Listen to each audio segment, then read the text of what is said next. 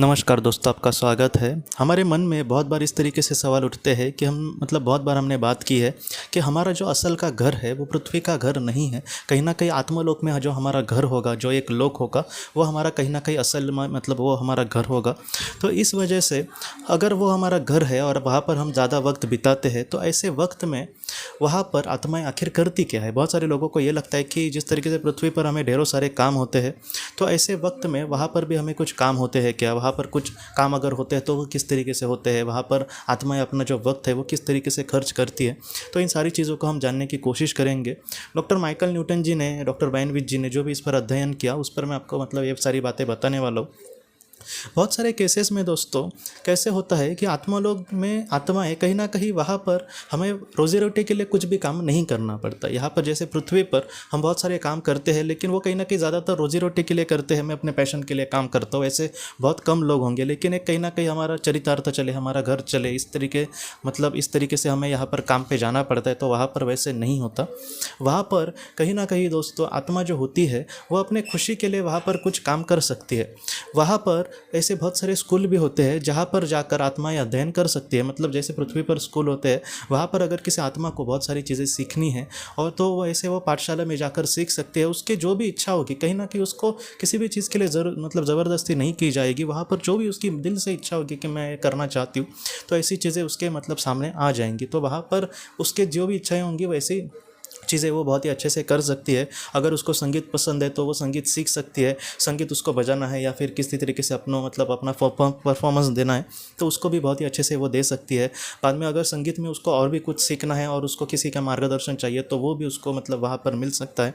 ऐसे ढेरों सारे वहाँ पर आत्माओं के करने के लिए काम होते हैं।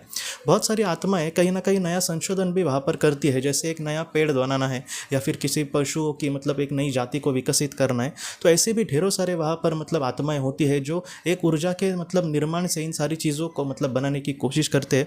जैसे एक वनस्पति बनानी है तो उसमें हम कुछ थोड़ा फेरफार करने की कोशिश करें और नया कुछ बनाने की कोशिश करें, तो ऐसा भी होता है। ऐसा ही डायरेक्टली कोई नए पेशी को बनाएंगे वो और बाद में वो पृथ्वी पर लाई जाएगी, इतना वो सिंपल नहीं होता। ऐसी आत्माओं को काम दिया जाता है, बाद में अपने वरिष्ठ अधिकारियों को वो बताएंगे और बाद में ये सारी चीज़ें फाइनल होती है। लेकिन आत्माओं को ऐसे बहुत सारे काम दिए जाते हैं जहाँ पर वो छोटी छोटी चीज़ों से शुरुआत करती है। जैसे एक नई वनस्पति बनानी है तो एक बड़े पेड़ के जैसे वो नहीं बनाएंगे, वो छोटी सी प्रतिकृति बनाएंगे। कैसा है कि मैं आपको एक उदाहरण के लिए समझा रहा हूँ। जैसे एक बहुत बड़ा प्लेन बनाना है नए मॉडल का, कोई इंजीनियर बना रहा है तो वो डायरेक्ट बड़ा प्लेन नहीं बनाएगा। वो कहीं ना कहीं पहले उसका स्केच निकालेगा, बाद में छोटी सी उसकी प्रतिकृति बनाएंगे। तो आत्माएं भी बहुत बार ऐसी करती हुई देखी गई है। बहुत सारी आत्माएं कुछ ऐसा भी काम करती है दोस्तों जहाँ पर वो नया कोई अगर पृथ्वी पर किसी की मौत होने वाली है तो ऐसी आत्माओं को लाने के लिए भी बहुत सारी आत्माओं को काम दिया जाता है। तो उनको पहले सिखाया जाता है कि कैसे के काम करना है। जैसे डायरेक्टर जो होते हैं फिल्म के या फिर नाटक के वगैरह, उनके साथ कभी कभी असिस्टेंट डायरेक्टर होते हैं। वो असिस्टेंट डायरेक्टर वो सीख रहे हैं इन सारी चीज़ों को, वो वहाँ पर कुछ बड़ा करते नहीं है। उनको जैसे डायरेक्टर कहेगा वो सारी चीज़ें वो सीखेंगे। लेकिन वैसे ही आत्मलोक में भी होता है। जैसे अगर किसी की पृथ्वी पर मृत्यु हो रही है तो बहुत सारी आत्माओं जिनको ये काम करना है तो उनके साथ बड़ी आत्मा यहाँ पर आती है और वो उनको सिखाती है कि कैसे इस सिचुएशन को हैंडल करना है। और वैसे बहुत सारी आत्माएं इस तरीके से भी काम करती है। बहुत सारी आत्माओं को इस तरीके से भी काम दिया जाता है जैसे लोगों के साथ संभाषण करना या फिर एक संपर्क बनाए रखना।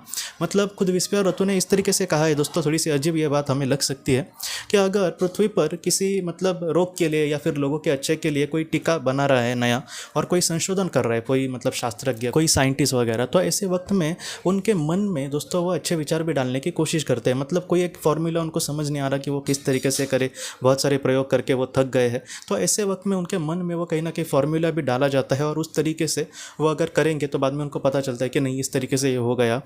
तो ऐसे बहुत सारे साइंटिस्ट लोगों ने भी कहा है दोस्तों कि मुझे समझ नहीं आ रहा था कि मैं ये कैसे करूँ, लेकिन बाद में अचानक मेरे मन में विचार आया और मैंने सोचा कि ये करके देख लेते। तो ऐसी जो चीज़ें होती हैं उनके मन में कभी ना कभी ये जो आत्माएं होती है वो डालती है। बहुत सारी आत्माएं आत्मलोक में कहीं ना कहीं एक दूसरे के साथ अच्छा वक्त बिताने की कोशिश करते हैं। वो एक दूसरे के साथ रहते हैं, एक दूसरे से बहुत सारी चीज़ें सीखते हैं।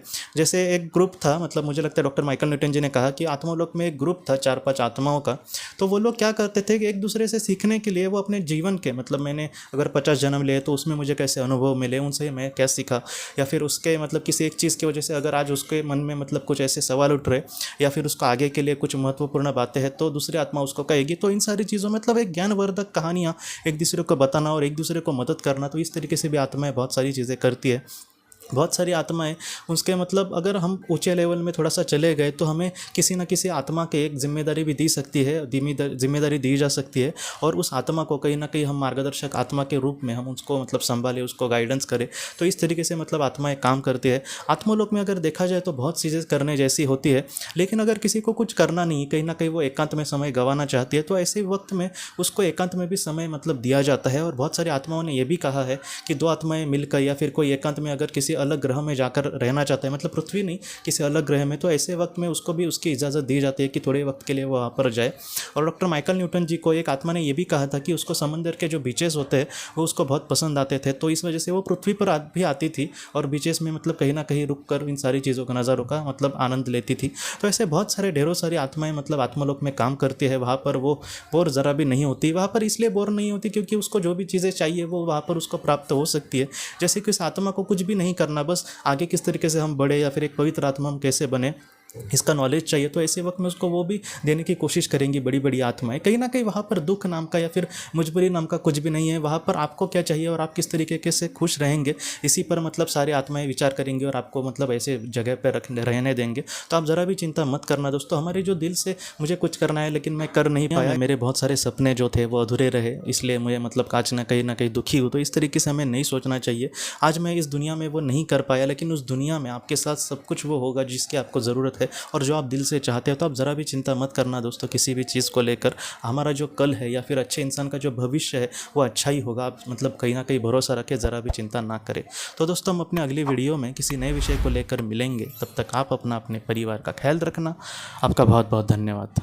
ज़िंदगी की रोशनी ये एक कंसल्टेंसी है जो ऐसे लोगों को मदद करने की कोशिश करती है जिन्होंने किसी अपने को खोया है या फिर जो लोग अपने जीवन में बहुत ही ज़्यादा दुखी है। जो लोग इस संस्था के साथ जुड़ते हैं उन्हें पास्ट लाइफ रिग्रेशन की ऑडियोज़ भेजी जाएगी, जिससे घर बैठे वह पास्ट लाइफ रिग्रेशन का अभ्यास कर सकते हैं। और उन्हें 5 मेडिटेशन ध्यान की भी ऑडियोज़ भेजी जाएगी और इसके साथ साथ उन्हें PDF किताबें भेजी जाएंगी जो हिंदी और अंग्रेज़ी में है, जो मोबाइल पर या फिर लैपटॉप पर आप उसे पढ़ सकते हैं। और 10 ऑडियो बुक्स भी आपको भेजी जाएंगी। तो दोस्तों अगर आप इस संस्था के साथ जुड़ना चाहते हैं तो कृपया इस नंबर पे व्हाट्सएप मैसेज करें। आपका बहुत बहुत धन्यवाद।